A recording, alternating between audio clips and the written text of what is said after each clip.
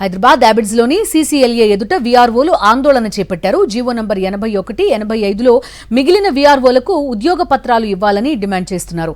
2 నెలలు గడుస్తున్నా వీఆర్ఓలకు జీతాలివ్వట్లేదని ఆగ్రహం వ్యక్తం చేస్తున్నారు. జీవో 81ని అమలు చేయాలని, ప్రభుత్వం మొండి వైఖరి నశించాలి అని నినాదాలు చేస్తున్నారు. ఈ క్రమంలో అక్కడ స్వల్ప ఉద్రిక్తత నెలకొంది.